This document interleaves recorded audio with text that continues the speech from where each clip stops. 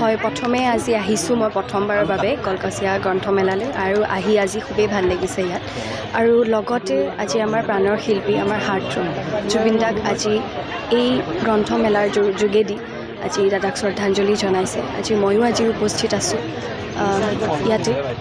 খুব ভাল লাগিছে আৰু লগতে দুখ এটাও আছে, কাৰণ দাদাক এনেকৈ আমি শ্ৰদ্ধাঞ্জলি জনাব লাগিব বুলি কেতিয়াও ভবা নাছিলোঁ।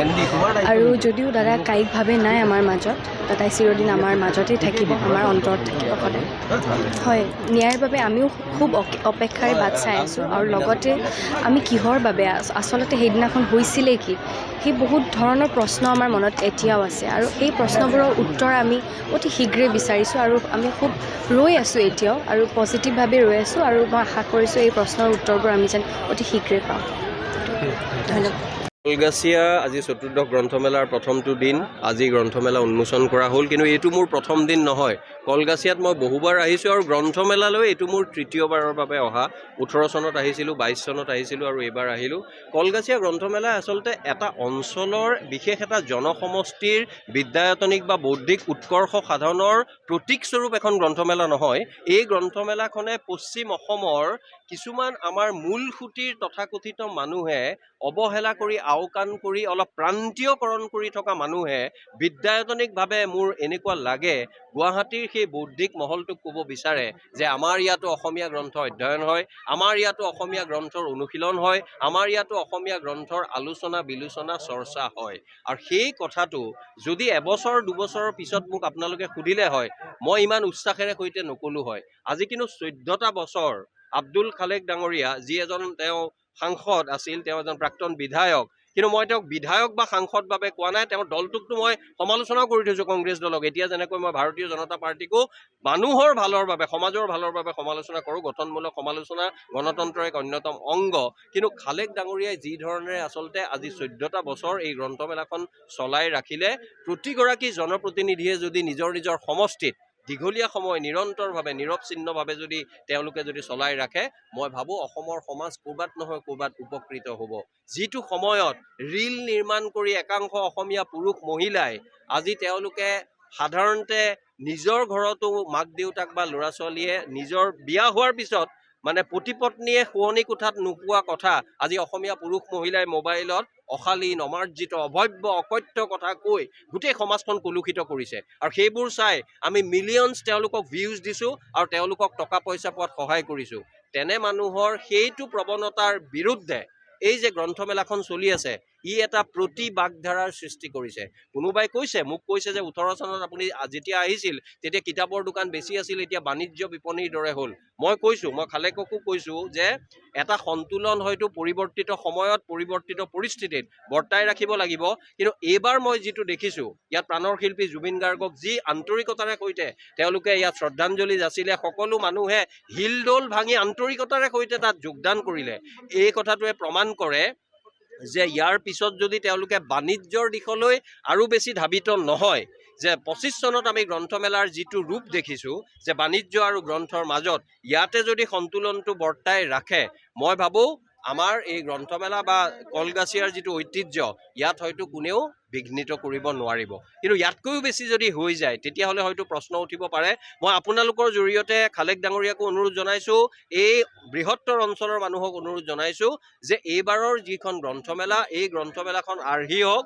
আজি প্ৰথমটো দিন, আৰ্হি কিন্তু অকল মুখৰ কথাৰে বা মাইকৰ বক্তব্যৰে নহয়। যেতিয়ালৈকে মানুহে আহি কিতাপ এখন দুখন নিকিনিব, নিজৰ মাজত চৰ্চা নকৰিব, আৰু সাংবাদিক বন্ধুসকলক মই আপোনালোককো বিনয়েৰে সৈতে অনুৰোধ জনাওঁ, আপোনালোকেও আপোনালোকৰ ব্যস্ততাপূৰ্ণ সময়ৰ মাজত যেতিয়ালৈকে এখন দুখন নতুন কিতাপ চাই, নতুন লিখকক যেতিয়ালৈকে উৎসাহ নিদিব, তেতিয়াহ'লে কিন্তু আমি সদায় সমালোচনা কৰি থাকোঁতেই যাব। কাৰণ মোক সাধাৰণতে মানুহে সমালোচক বুলিয়ে কয়, কিন্তু মই ভাবোঁ গঠনমূলক সমালোচনাৰ গণতন্ত্ৰক এটা সাংঘাতিক ডাঙৰ গুৰুত্বপূৰ্ণ ভূমিকা আছে।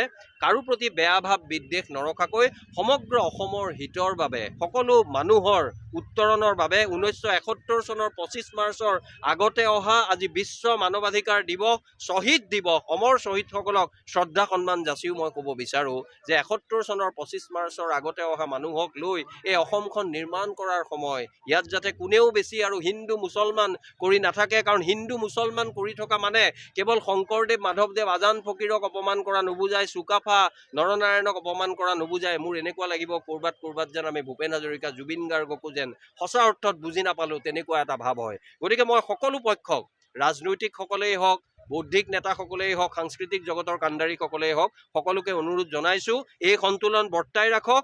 কলগাছিয়া সমগ্ৰ অসমৰ বাবে এটা আৰ্হি হওক, মডেল হওক, যে ইয়াৰ জৰিয়তে যিখিনি জনসমষ্টিয়ে সাধাৰণতে তেওঁলোকৰ কামৰ বাবে বিখ্যাত, কষ্ট সহিষ্ণু স্বভাৱৰ বাবে বিখ্যাত, সেই কষ্ট সহিষ্ণু স্বভাৱৰ জৰিয়তে অৰ্থনৈতিক জয়যাত্ৰা তেওঁলোকে বৃহত্তৰ অঞ্চলত অব্যাহত ৰাখিছে, সেই মানুহে যে বৌদ্ধিক কৰ্ষণো কৰে, তাৰ লগত বাণিজ্যিকৰণৰ কাৰণেও অলপমান আকৰ্ষিত হৈছে, এই সন্তুলন বৰ্তাই ৰাখি, এই সম্প্ৰীতি বৰ্তাই ৰাখি, সদায় অহিংস উপায়েৰে ক'ব লগা থাকিলে অনুৰোধ, আহ্বান, আন্দোলন দৰকাৰ হ'লেহে দেই, এনেই নহয়, এই গোটেইখিনি কথা যদি অসমৰ ৰাইজক আপোনালোকে দেখুৱাব পাৰে, ইতিমধ্যে কিছু পৰিমাণে দেখুৱাইছে।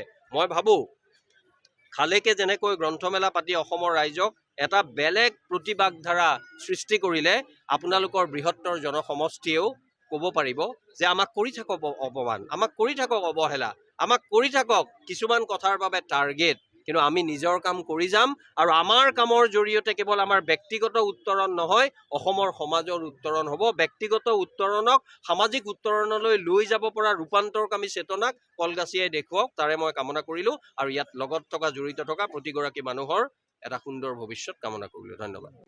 কলগাছিয়া গ্ৰন্থমেলাত আহি নিজকে খুব ধন্য মানিছোঁ। মই আগতেও আহিছোঁ, আৰু আজি মই আৰু এটা কথা আমাৰ প্ৰাক্তন সাংসদ বিধায়ক আব্দুল খালেক ডাঙৰীয়াক মই যে ধন্যবাদ জনাইছোঁ যে এই যে ষ্টেডিয়ামটো য'ত আজি আমি কলগাছিয়াত গ্ৰন্থমেলা কৰিছোঁ, তেওঁৰ দিনতে হৈছিলে।